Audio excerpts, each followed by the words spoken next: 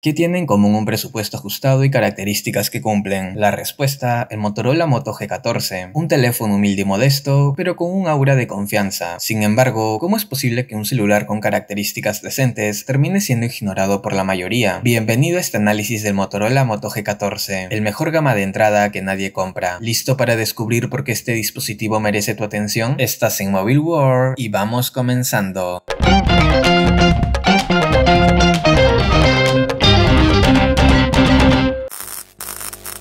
Iniciemos dando un vistazo rápido a sus especificaciones. El Motorola Moto G14 tiene un costo que va desde los $100 a $110 e incluye cargador, por lo que no tendrías que desembolsar más dinero, ya que tiene todo lo necesario para su correcto funcionamiento. En cuanto a su pantalla, para el precio que tiene, es de sus principales fortalezas. Su tamaño es de 6.5 pulgadas, su tecnología IPS LCD, Full HD Plus y de 60 Hz, la cual ofrece una visualización de contenidos buena y una fluidez todavía dentro de lo estándar. Respecto a su cámara, es limitada. Su lente principal es de 50 megapíxeles, su macro de 2 megapíxeles y su frontal de 8 megapíxeles, los cuales te darán un desempeño básico y correcto en condiciones con buena luz, ya que tiene dificultades en situaciones con ausencia de ella. Además, para la grabación de videos no cuenta con estabilización, por lo que ten en consideración este apartado si planeas comprar este dispositivo. Por otro lado, ¿te preocupa quedarte sin espacio para tus aplicaciones, fotos y videos?